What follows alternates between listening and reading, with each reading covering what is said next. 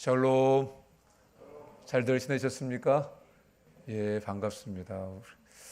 이 꽃이 너무 아름답지 않았습니까? 예, 그 꽃길을 마다하고 예배 자리에 오신 여러분들을 환영하고 축복합니다. 앞에서도 잠깐 광고를 드렸던 것처럼 이제 지난주에 새가족학교를 마쳤는데 또 다시 세 번째 2025년 새가족학교를 시작하게 됐습니다. 너무 감사하고요. 이번에 16분이 신청을 했습니다. 놀랍지 않습니까? 그리고 캠퍼스가 7명의 신입생들이 새롭게 함께 새가족을 하게 됐습니다. 그래서 전도 5월 달에 있는 전도 축제를 마치고 하면은 너무 인원이 많기 때문에 부득이하게 오늘부터 시작하게 되었습니다. 여러분들, 나도 새가족 섬김으로 좀 봉사하고 싶다 하는 분들이 계시면 행정실로 꼭 연락 주시면 감사하겠습니다. 이게 소수의 사람들이 하다가 보면 과부하가 걸릴 때가 있습니다. 그래서 여러분들, 하나님이 나에게 사람을 잘 섬기는 재능을 주셨다 하는 분들이 있는 젊은 분들입니다. 젊은 분들 오시면은 좀 오셔서 섬겨주시면 너무 감사하겠습니다. 자, 우리는 이제 계속해서 누가복음에 나타난 예수님의 비유를 살펴보고 있습니다. 오늘이 마지막으로 이제 누가복음에 나타난 예수님의 비유를 살펴보겠습니다. 오늘은 특별히 이제 바리새인과 세리의 기도 비유를 살펴볼 것입니다. 성령께서 우리 각자의 마음과 귀를 활짝 열어주셔서 하나님께서 우리 각자에게 들려주시고자 하는 그 말씀을 다 듣고 돌아가는 한 분 한 분 다 되시기를 주님의 이름으로 축원합니다. 지난주 예수님께서 불의한 재판장과 과부의 비유를 통해서 끈질기고 집요한 포기하지 않는 기도를 해야 할 것, 과부의 기도에 대해서 우리에게 말씀해 주셨습니다. 오늘은 바리새인과 세리의 기도 비유를 통해서 올바른 기도의 자세가 무엇인지 우리에게 가르쳐 주십니다. 우리 9절 말씀을 다 같이 한번 읽겠습니다. 읽습니다. 시작. 또 자기를 의롭다고 믿고 다른 사람을 멸시하는 자들에게 이 비유로 말씀하시되. 오늘 이 비유를 누구에게 말씀하셨습니까? 자기를 의롭다고 믿고 다른 사람을 멸시하는 사람들에게 이 비유를 주셨습니다.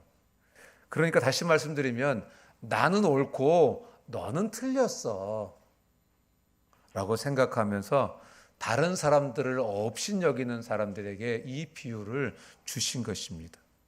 10절에 보면 이제 두 사람이 성전에 기도하러 올라왔습니다. 한 사람은 바리새인이고 한 사람은 세리입니다. 하나님이 얼마나 기뻐하셨을까요? 저도 우리 형제 자매님들이 기도하러 오는 거 보면 너무 이쁩니다. 그런데 우리 하나님께서 얼마나 이쁘실까요? 기도하러 오는구나. 그렇게 두 사람이 지금 성전에 기도하러 올라왔습니다. 이 당시 바리새인들은 어떤 사람들이었냐면 경건한 사람의 대명사로 불릴 정도로 이스라엘 사람들의 흠모를 받던 사람들이 이 바리새인입니다. 이 바리새인이란 단어의 뜻은 구별된 자, 분리된 자, 이런 뜻을 가지고 있습니다.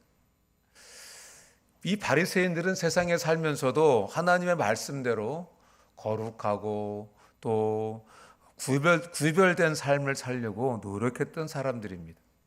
그런데 시간이 흐르면서 안타깝게도 형식만 남았습니다. 그리고 그 율법 정신을 잃어버렸습니다. 하나님 사랑, 이웃 사랑, 이 율법 정신을 잃어버렸습니다. 형식만 있는 겁니다. 율법의 형식만. 예수님 당시의 이스라엘은 로마의 식민지였습니다. 당시 로마는 아주 가혹하게 세금을 걷어들였습니다. 그런데 직접 걷어들인 게 아니고 사람들을 세워서, 세리를 세워서 세금을 걷어들였습니다.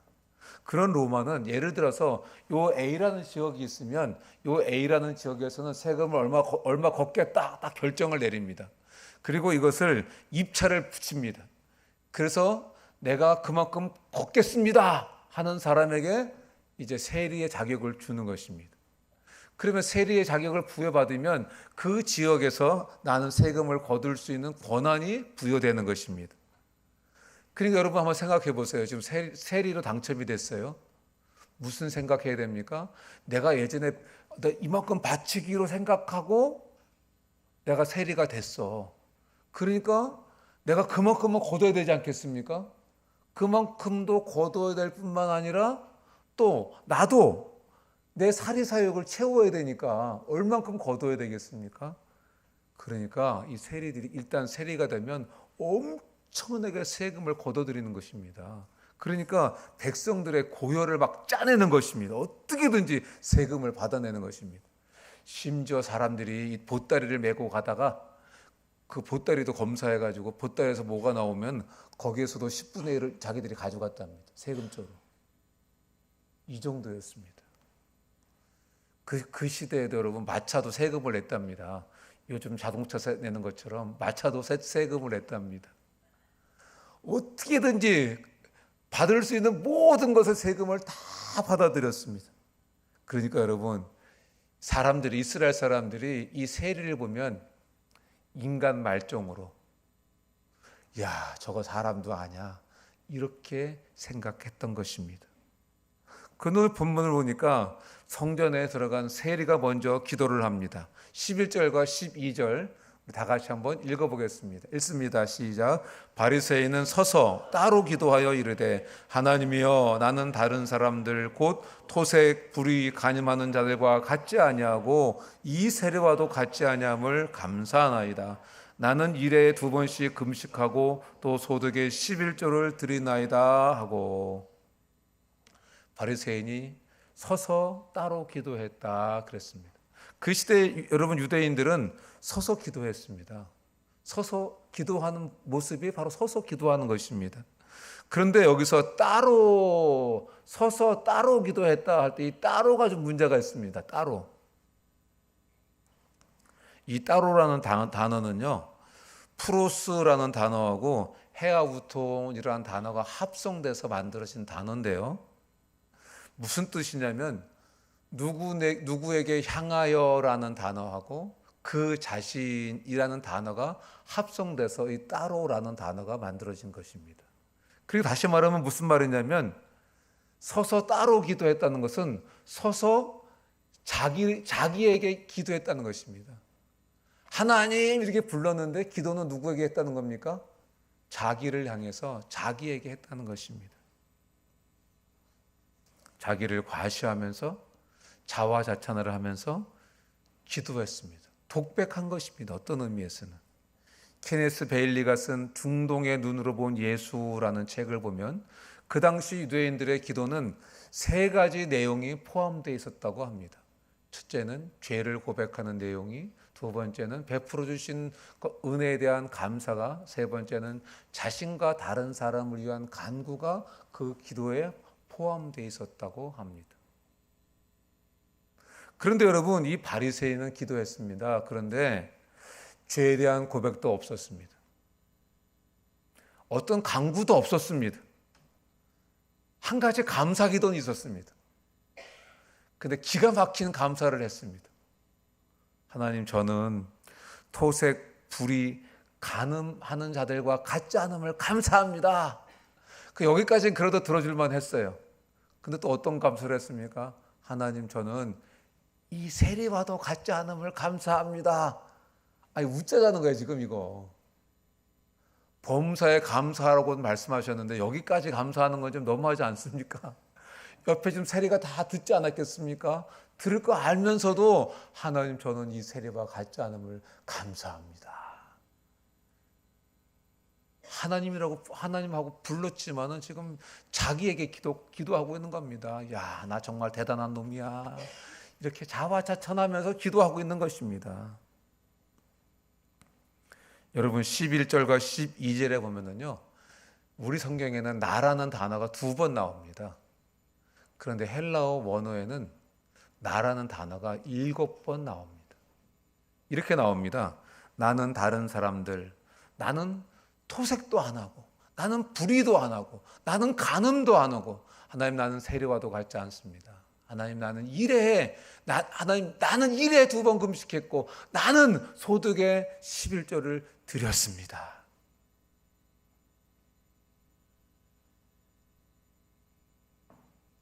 나나 뭡니까? 기도할 때 나는 자기 중심적이고 자기 의에 사로잡혀 있습니다. 기도 내용 속에서도 하나님과 주위 사람들에게 자신을 드러내고자 하는 그런 교만이 있습니다. 여러분, 원래 율법에 의하면요, 유대인들은 1년에 한 번 대속죄일 때 금식을 했습니다. 그런데 이 바리새인은 1년에 한 번이 아니고 한 달에 한 번도 아니고 일주일에 2번이나 했대요. 와, 대단하지 않습니까? 여러분, 금식 해보셨습니까? 불만은 보셨죠? 근데 이 바리새인은 일주일에 2번이나, 율법에서는 1년에 한 번인데 이 바리새인은 일주일에 2번이나 했대요. 근데 어떻게 살았는지 모르겠어요. 또 뭐라 그랬냐면 소득의 11조를 드렸다 그랬어요. 소득의 11조. 여기서 여러분, 소득이라는 단어는 헬라어 판타호사 크토마이라는 단어입니다. 그런데 직역을 하면 무슨 뜻이냐면 내 소유의 모든 11조를 드렸다, 이런 뜻입니다. 그냥 소득의 11조만 드린 게 아니고 자기가 가지고 있는 모든 것에 11조를 드렸다는 것입니다. 여러분, 그러니까 여기서 바리새인이 자랑하고 있는 것이 무엇입니까? 하나님, 저는 율법의 그 요구를 능가하는 의를 행하고 있습니다. 하나님, 저는 이런 사람입니다. 하나님, 제가 너무 자랑스럽지 않으세요? 이렇게 지금 하나님께 기도하고 있는 것입니다. 겉으로 보기에는 아주 좋은 사람 같고 의로운 사람 같습니다. 그런데 여러분, 하나님은 교만한 사람을 미워하시는 것입니다. 하나님은 교만한 사람의 기도에 응답하지 않으시는 것입니다. 결국 14절에 보면 바리새인의 기도는 하나님께 응답되지 않았습니다. 그렇다면 여러분, 하나님이 응답하시는 기도는 어떤 기도입니까? 13절 말씀 우리 한번 다 같이 읽겠습니다. 읽습니다. 시작. 세리는 멀리 서서 감히 눈을 들어 하늘을 쳐다보지도 못하고 다만 가슴을 치며 이르되.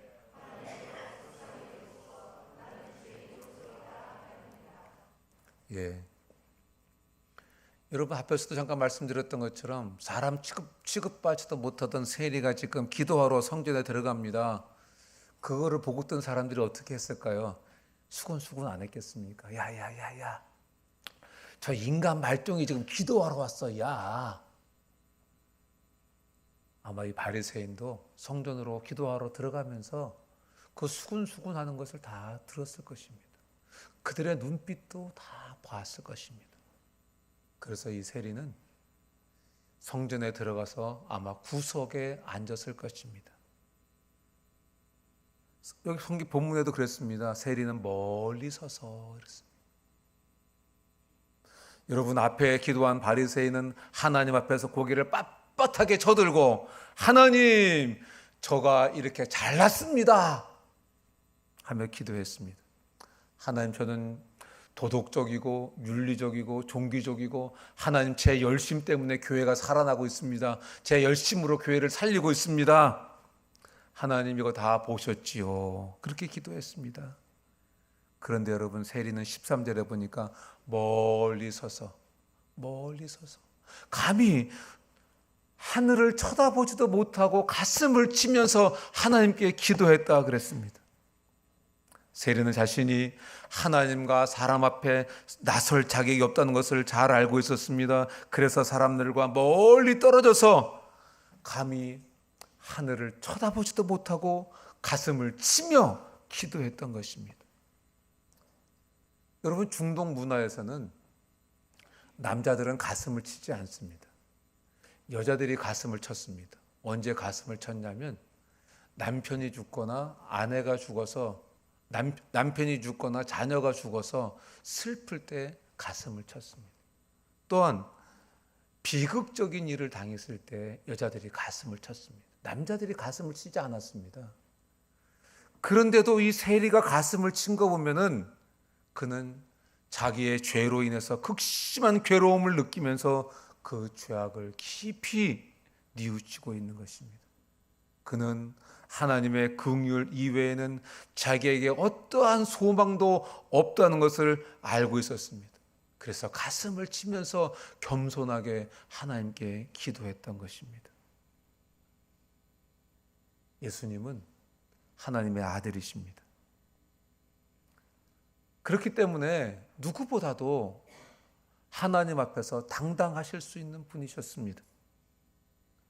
그런데 여러분, 그럼에도 불구하고 예수님은 항상 하나님 앞에 겸손한 순종으로 엎드리셨습니다. 그래서 하나님께서 예수님의 기도를 좋아하시고 응답하신 것입니다. 저는 하나님께서 저와 여러분의 기도도 좋아하셨으면 좋겠습니다. 여러분, 기도할 때 겸손, 하나님의 응답의 지름길인 것입니다. 이제 세리는 자신의 고통을 말로 표현하면서 기도합니다. 13절 하반절에 보니까 하나님이여 불쌍히 여기소서 나는 죄인입니다. 여러분, 여기서 세리가 하나님 저는 죄인입니다 할 때 이 고백은 하나님 저는 많은 죄인 중에 한 명입니다 이 뜻이 아닙니다. 여기서 하나님 저는 죄인입니다 할 때 이 죄인이라는 단어에 그 헬라어 원문에 보면은 정관사 더가 붙어 있습니다. 하나님 저는 바로 그 죄인입니다. 하나님 저는 죄인 중에 괴수입니다. 하나님 저는 그냥 죄인이 아니고 죄인 중에 괴수인 특별한 죄인입니다. 이렇게 하나님께 고백하고 있는 것입니다. 그래서 가슴을 치면서 불쌍히 여겨달라고 겸손하게 기도했던 것입니다. 아이고 나도 그냥 뭐 다른 사람이 짓는 죄 중에 그냥 한 명이니까 그냥 이렇게 생각하면 그냥 별 깊이 기도하지 않았을 것입니다. 이런 말이 있습니다. 회개의 깊이가 영성의 깊이다. 이런 말이 있습니다. 내가 얼마나 큰 죄인인지를 알아야 예수님이 내 죄를 위해 죽어주신 것이 너무 감격스럽고 너무 감사하고 너무 행복할 수 있다는 것입니다. 그런데 내가 그냥 많은 죄인 중에 하나야. 그렇기 때문에 내 신앙이 그렇게 깊지가 않은 것입니다. 하나님께서 독생자들 예수 그리스도를 보내주신 것이 그렇게 감사하지 않고 그렇게 감격하지 않은 것입니다. 여러분 한번 생각해 보세요. 내가 정말 나의 정말 친한 친구가 죽어가고 있습니다. 근데 그 친구를 위해서 내 자녀를 줄 수 있겠습니까? 그래도 우리는 하나님 앞에 원수처럼 살았잖아요. 그런데 그런 우리를 위해서 독생자들 예수님을 보내주셨잖아요. 여러분, 어떤 의미에서는 이 세리가 자신이 그러한 죄인인 것을 지금 깨달았다는 것입니다. 깨닫고 있는 것입니다. 사도 바울도 디모데전서 1장 15절에 이렇게 고백했습니다. 나는 죄인 중에 괴수다. 이렇게 고백했습니다.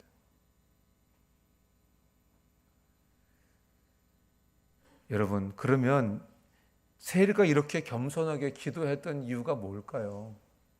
그동안 세리가 성전에 안 왔던 것 같아요. 그런데 오늘은 세리가 성전에 와서 왜 기도를 합니다. 왜 성전에 와서 이렇게 하늘도 우러러 쳐다보지 못하고 땅을 쳐다보며 가슴을 치며 하나님 저를 불쌍히 여겨주세요. 저는 죄인입니다. 이렇게 고백했을까요? 분명히 그가 인생에 어떤 어려움을 만났기 때문에 그럴 것입니다. 어떤 죽을 병에 걸렸든지, 가정이 파탄이 났든지, 자녀들이 탈선을 했든지, 승승장구하던 직장에서 갑자기 해고를 당했든지, 자기가 어떻게 해결할 수 없는, 어떻게 할 수 없는 벽에 딱 부딪히면서 자신이 무너진 것입니다. 그렇구나. 내 힘으로 살 수 없는 거구나.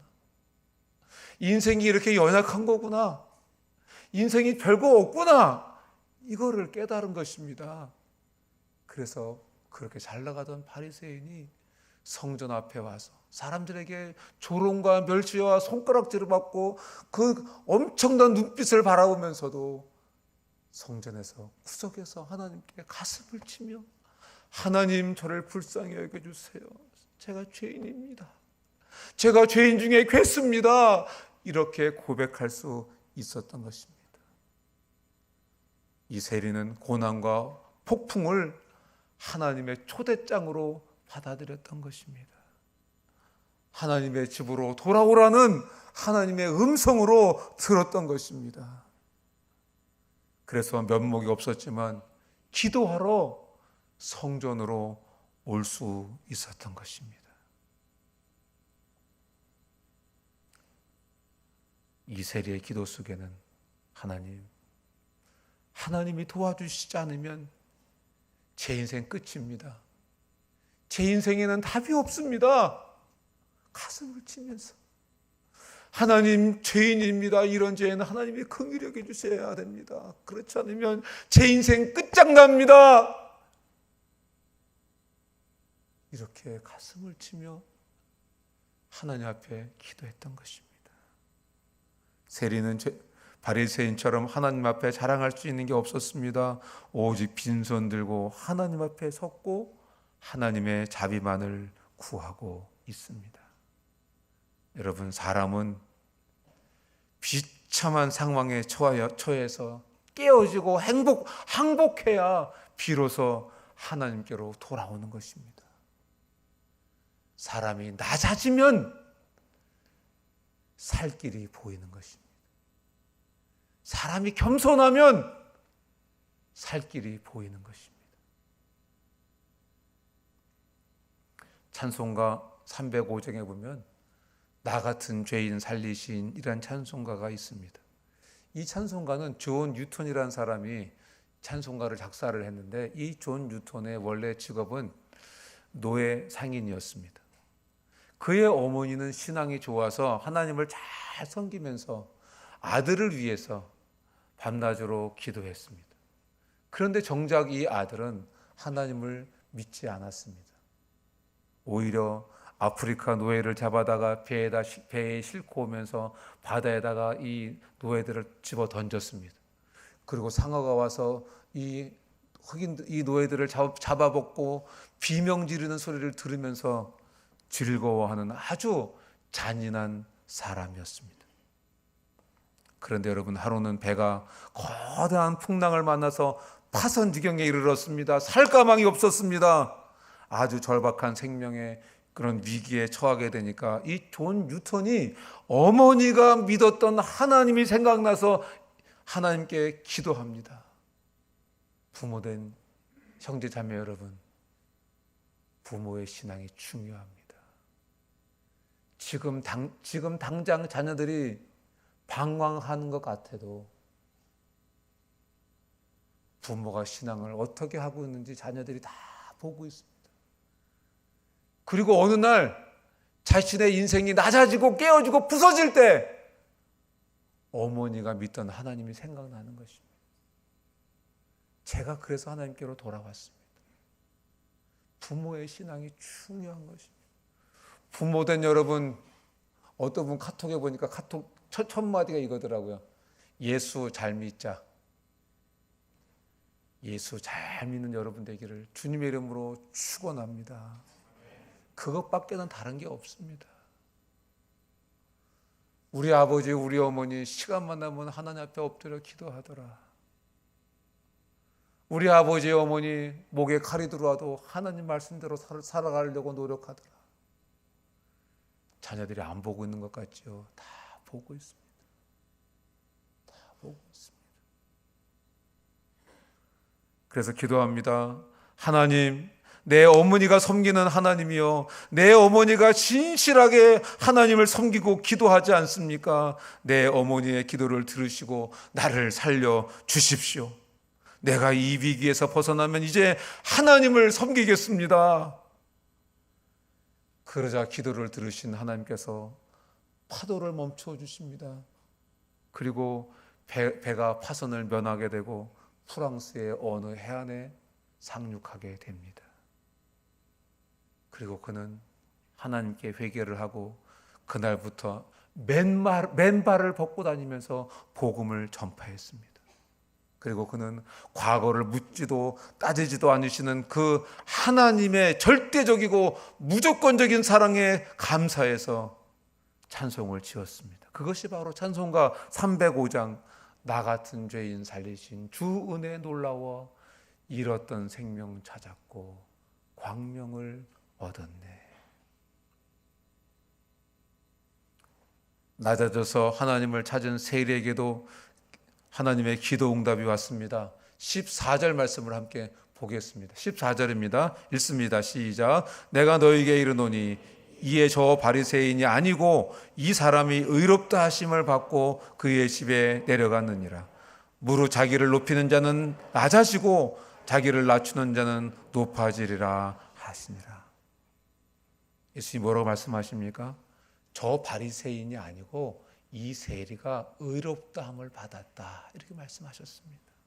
무슨 이야기입니까? 교만하게 자기 의의를 내세우던 바리새인의 기도가 아니라 자신의 죄를 회개하고 불쌍히 여겨주시기를 구했던 그 겸손한 세리의 기도가 응답되었다는 것입니다. 잠언 15장 29절도 말씀하십니다. 의인의 기도를 들으시느니라. 자신이 죄인인 것을 깨닫고 자신이 죄인 중에 괴수인 것을 깨닫고 예수님 앞에 나아가 하나님, 저를 불쌍히 여겨주세요. 제가 이제 하나님께로 돌아가고 싶습니다. 하나님과 화목하고 싶습니다. 이제는 하나님의 집에 가서 하나님과 함께 살고 싶습니다. 이 고백하는 사람의 기도를 들어주신다고 말씀하시는 것입니다. 세리가 하나님으로부터 의롭다함을 얻었다고 하는 것은 그를 짓누르고 있던 모든 어둠의 세력이 끊어졌다는 것입니다. 이제 그가 하나님께로 나아가는 고속도로가 그에게 열렸다는 것입니다. 하나님의 응답을 받게 되었다는 것입니다. 하나님으로부터 의롭다함을 얻는 겸손한 저와 여러분들 다 되시기를 주님의 이름으로 축원합니다. 말씀을 맺습니다. 우리 인생에도 겸손한 사람에게 부어주시는 하나님의 은혜가 있어야 할 줄로 믿습니다. 여러분, 삭개오는 세리장이었습니다. 세리장이라고 하면은 세리들을 거느리고 있는 어떤 대장이겠죠. 그러니 여러분, 이 삭개오가, 세리장인 삭개오가 사람들한테 얼마나 욕을 먹었겠습니까? 세리도 욕을 태배기로 먹었는데 이 세리장은 욕을 얼마나 많이 얻어먹었겠습니까? 자타가 공인하는 죄인입니다. 그런데 그런 삭개오에게 하나님의 은혜가 임했습니다.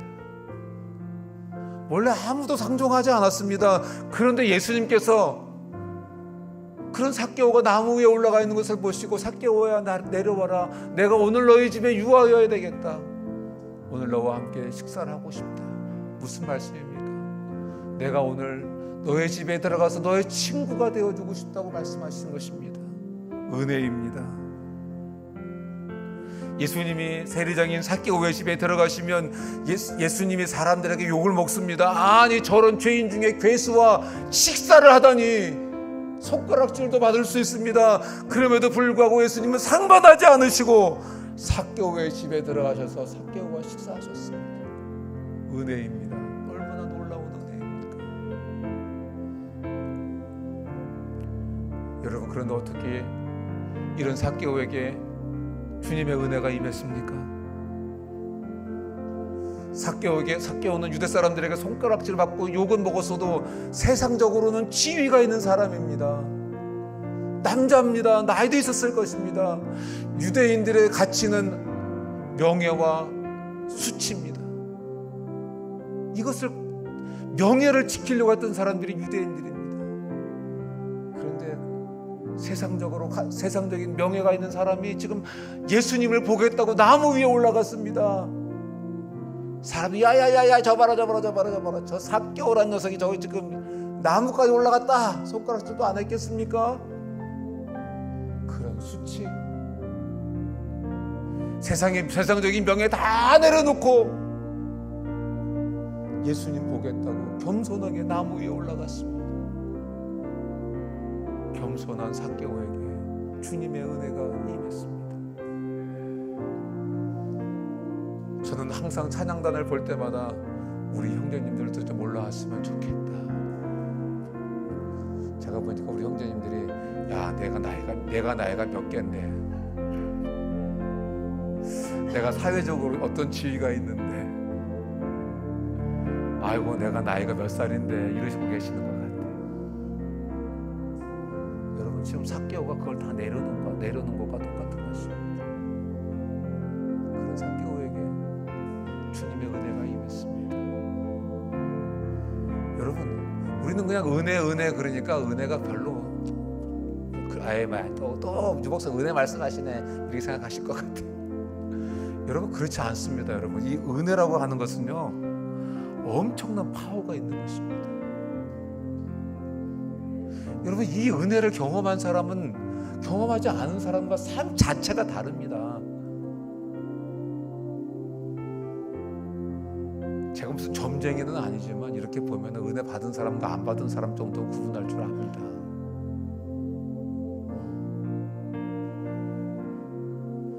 여러분 은혜를 맛본 삭개오가 어떻게 변화됐습니까?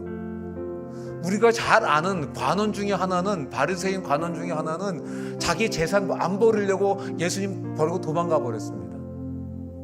그런데 이 삭개오에게 은혜가 임하니까 어떻게 했습니까? 삭개오가 예수님께 자발적으로 말씀드립니다. 예수님 제 재산의 절반을 가난한 사람들에게 나눠주겠습니다. 와 어떻게 이런 용기가 있을 수 있습니까? 여러분 돈 얼마나 갖고 계십니까? 그런데 지금 삭개오는 돈이 얼마나 많겠습니까? 지금 삭개오가. 그런데 은혜가 임하니까 자기 재산의 절반을 가난한 사람에게 확 끼워주겠대요. 그뿐만이 아닙니다. 토색해서 얻었다면, 다른 사람들의 돈을 속여서 취한 게 있다면 4배를 갚아주겠답니다. 여러분 이 말 속에는 나 이제 경제적으로 망해도 좋습니다 하는 거하고 똑같은 것입니다. 어떻게 이런 용기가 생겼습니까? 어떻게 이런 결단이 있을 수 있었습니까? 그에게 하나님의 은혜가 임했기 때문에 그렇습니다. 여러분 우리는 왜 우리는 나약합니까? 우리 예수님 믿는다고 하면서도 왜 우리의 신앙은 나약합니까? 왜 연약합니까? 말과 삶이 왜 모순됩니까? 은혜가 없어서 그렇습니다. 은혜를 체험하지 못해서 그렇습니다. 여러분은 은혜를 체험한 사람은 강력한 힘이 있습니다. 강력한 결단이 있습니다. 놀라운 용기도 생깁니다. 젊은이들 왜 주님께 헌신 못합니까? 이 은혜를 체험하지 못해서 그렇습니다. 여러분 기도하세요. 하나님 저에게도 이 놀라운 은혜를 주세요. 이 험한 세상 당당하고 담대하고 용기 있게 살아갈 수 있는, 하나님의 자녀로 확실하게 승리하며 살아갈 수 있는 그런 은혜 제게 부어주세요. 우리의 인생 가운데 우리의 인생 가운데 이 은혜를 만나야 할 줄로 믿습니다. 겸손한 사람에게 이 은혜를 입혀주시는 것입니다. 저는 이 말씀을 준비하면서 우리 세계로 선교의 모든 분들이, 저를 비롯한 우리 모두가 세례의 기도를 회복했으면 좋겠다, 이런 마음의 소원을 갖게 됐습니다. 우리가 자기를 낮추고 겸손히 하나님께 나아가 죄를 회개하고 하나님의 긍휼을 구하면 하나님께서는 세례에게 주셨던 그 놀라운 자비와 은혜를 우리에게도 부어 주실 것입니다. 주님의 놀라운 은혜가 우리 각 사람 심령 속에 부어지는 귀한 은혜가 있기를 주님의 이름으로 축원합니다. 우리 들은 말씀 생각하면서 주여 한번 외치고 기도하겠습니다. 주여! 오 하나님 아버지, 오늘도 우리에게 그 말씀 들려주신 것을 감사합니다. 감사합니다. 감사합니다. 감사합니다.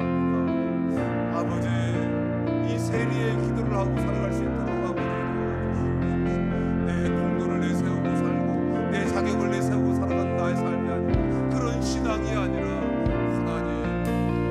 하나님 저는 죄인 중에 있겠습니다. 하나님의 은혜가 필요하고 하나님의 긍휼이 필요합니다. 하나님의 자비가 필요합니다. 겸손하게 주님 앞에 나아가는 하나님의 은혜가 충만하게 임하는 죄를 지게 될 수 있도록 하나님 축복해 주시옵소서. 예수님의 이름으로 기도합니다. 아멘.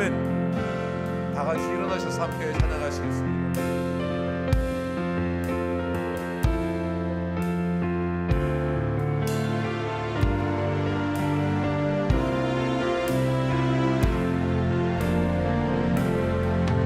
내가 고난 중에도 찬송할 수 있음은 은혜의 힘입니다.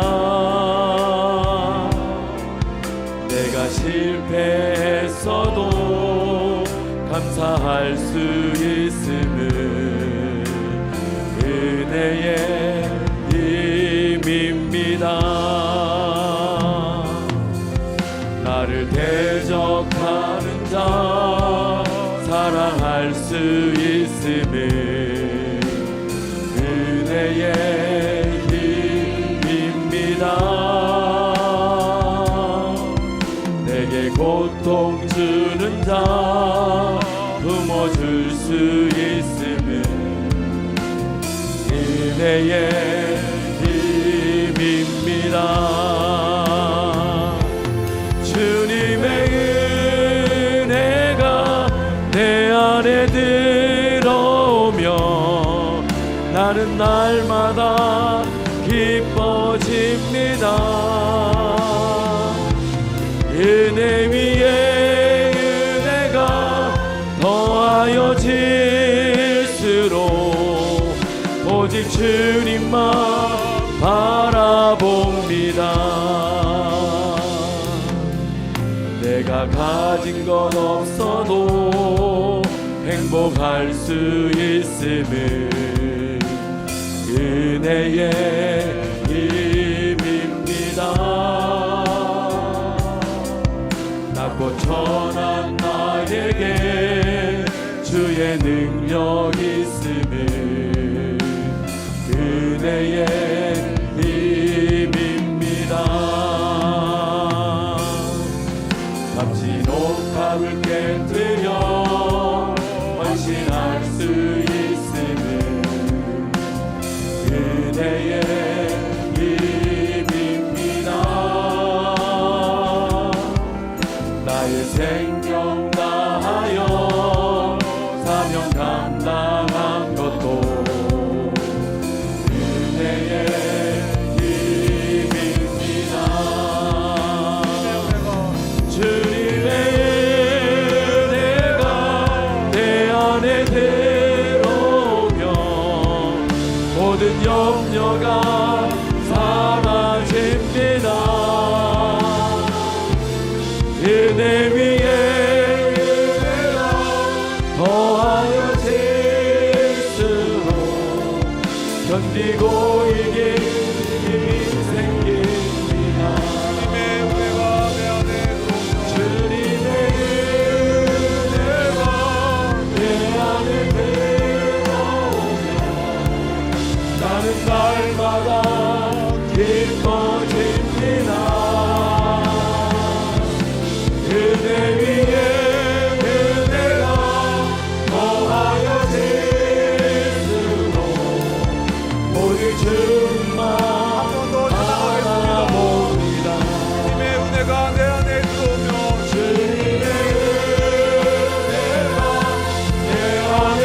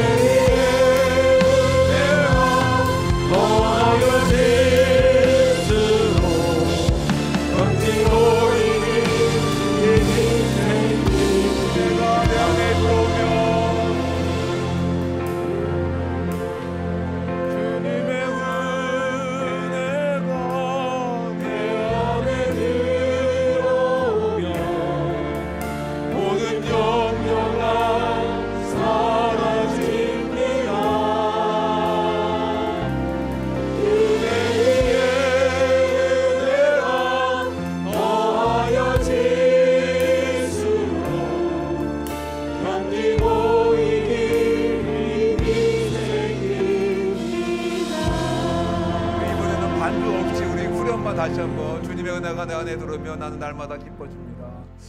주님의 은혜가 내 안에 들어오면 나는 날마다 기뻐집니다. 은혜 위에 은혜가 더하여 질수록 오직 주님만 바라봅니다.